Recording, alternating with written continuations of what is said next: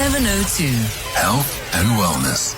So we are talking about the subconscious mind and learning more about it on our health and wellness feature this morning. How does it guide our behaviors? How does our unconscious mind guide how we react to situations? How does it protect us, based on past experiences? And is it even possible to unlearn things in the subconscious mind? Studies show that we're not fully conscious of what we are doing 100% of the time. Most of the time, we're unaware of how we go straight into the shower when we wake up or how we navigate the morning because it's become routine, right? In fact, most studies have shown that approximately 95% of human brain activity is beyond conscious awareness. So the unconscious part of our brain or the subconscious mind is powerful beyond measure. But just how much does our subconscious mind actually influence our day-to-day behavior? And I wonder if you are aware of your conscious and subconscious mind. How have you seen your subconscious mind affecting your life? Are there things that you've come to learn and unlearn? You can join this conversation by calling us on 011-883-0702. Your WhatsApp's on 072-702-1702. Keshnie Mathi is the managing director at the Wellness Specialist, joining us on the line. Keshnie, thanks for making time. Good morning. Good morning, Clement. Thank you so much for having me. Thank you for your time. How much do we actually do daily that is influenced by our subconscious mind? Well, you were exactly correct. I mean, studies show that, and it's not a popular thing to say, but around 90 to 95% of our daily actions, thoughts and emotions, Clement, actually come from our subconscious mind. So even though we think we're in control and we're doing things from a conscious level, we actually are being influenced drastically by our subconscious. I'll use an example. Have you ever gone into the store to buy bread and you land up with everything in your cart except bread? That's your subconscious responding to marketing cues, past shopping experiences, or you could even just be stressed or bored, and you are, emotionally triggered by that, which really does kick the subconscious in. Okay, so what makes up the subconscious mind? What's in there?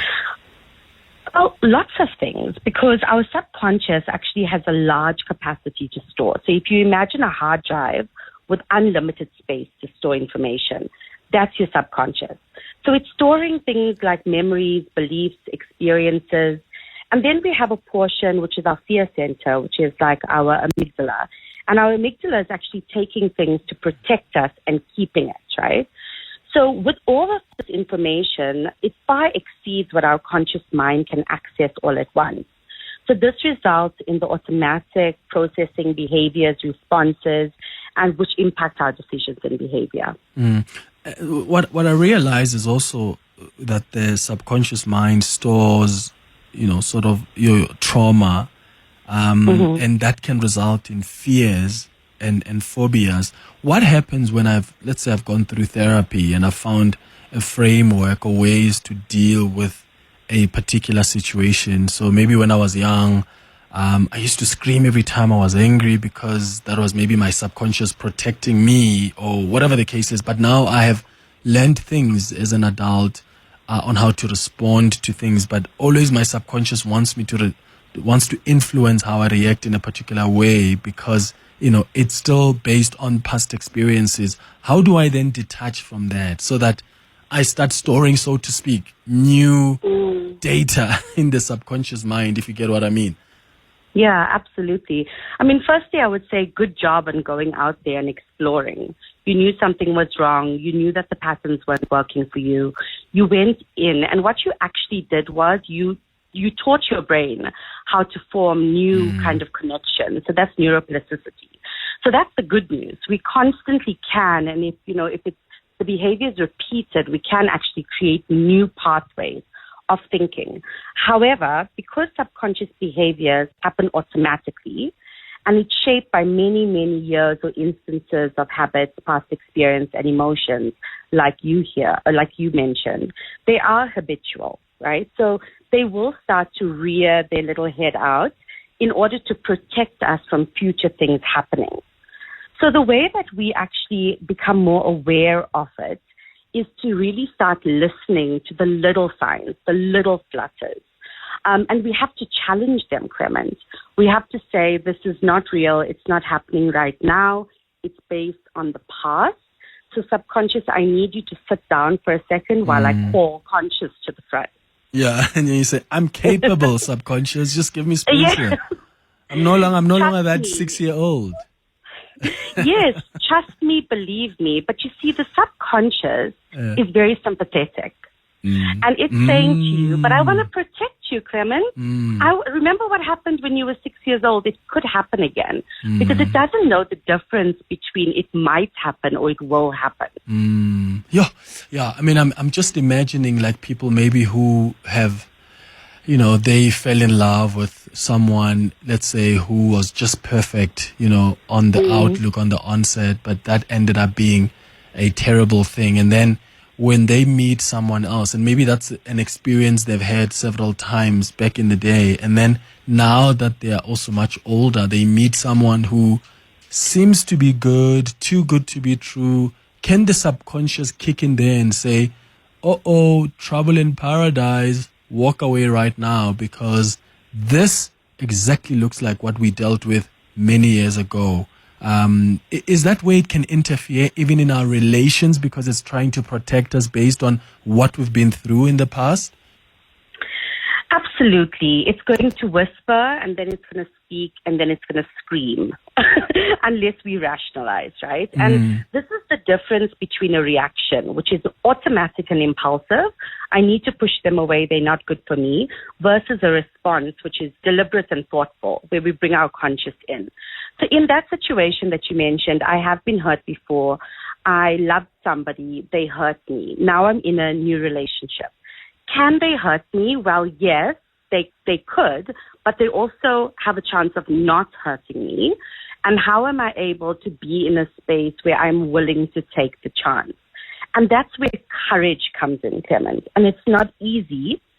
However, repetitive behavior from that new person to show us love and affection will then make us feel safer and give that subconscious a little bit of a hug, so that they start to learn that, not everybody in the situation is going to hurt me. Yeah, sure. I've got a message here that is quite scary. Keshnie, someone says here, okay. Hi, Clement and Keshnie. I have many times driven to work and kind of woken up 20 kilometers later and wondering, how did I get here? I feel like I have just been on autopilot. My goodness, that is quite scary. So what would that mean in as far as the conscious and the subconscious mind is concerned? So it means the person that wrote in. So firstly, congratulations. Your subconscious is really stepping in here.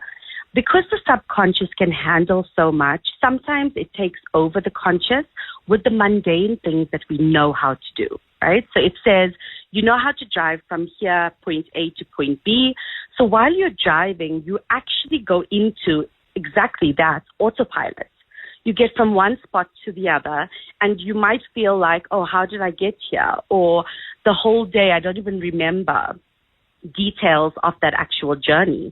And that is the subconscious coming in and taking over from you, so you don't have to overthink it. Same thing, Clement, when you wake up in the morning and you make your cup of coffee. Not many of us say, I'm putting in 1.5 teaspoons of coffee. Suddenly we're in our room or on our chair and we're sipping the coffee, right? We might not even remember having the coffee. And that's when our subconscious is taking over.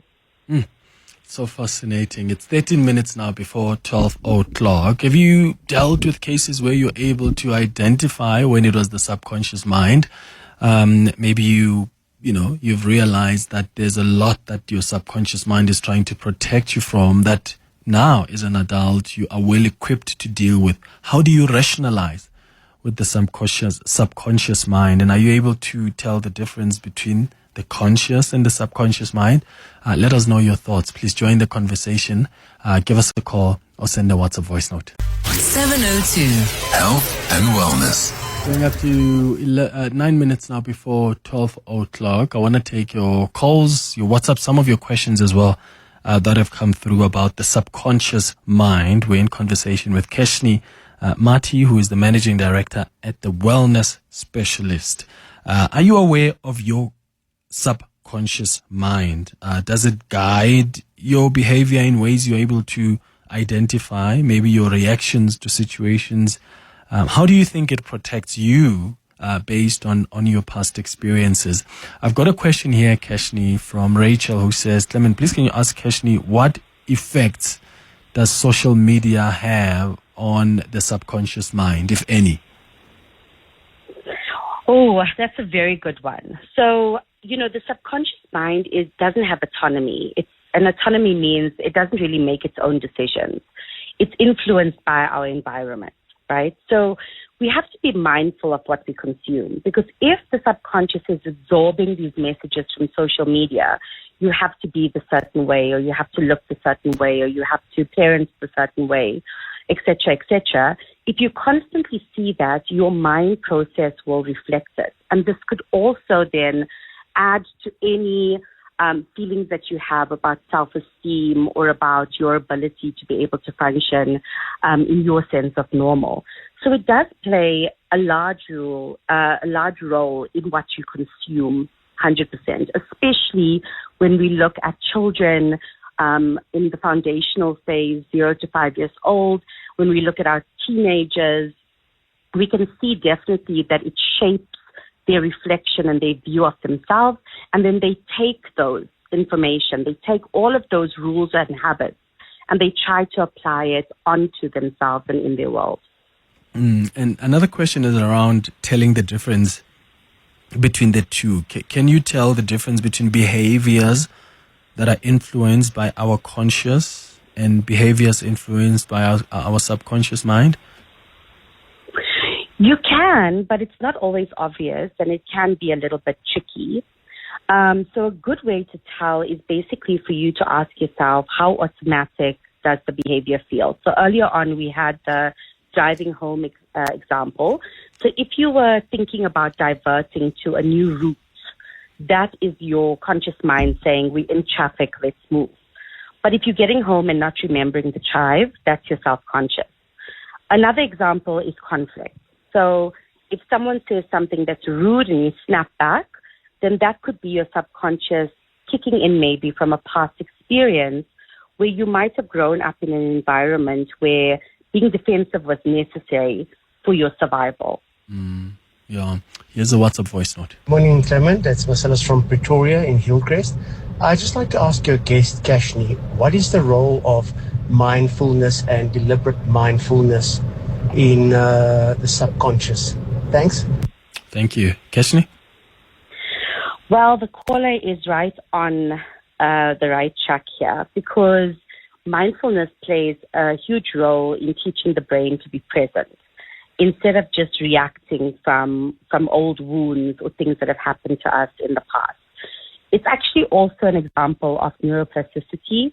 So paying attention to our thoughts, being in the moment, being more mindful and intentful about what we're feeling, what our body is feeling, what we're thinking, and then being able to make the proper decisions. And mindful practice can look different for different people, but it's all about sitting in a state of understanding that the subconscious will come forward, that the old habits and what has happened in the past will come forward, but then being able to unpack that really quickly to be able to determine what is real and what is not, and then make a conscious decision on how to act and feel. Well, Keshnie, thank you so much for making time for us this morning. Keshnie Mathi is the managing director at the Wellness Specialist.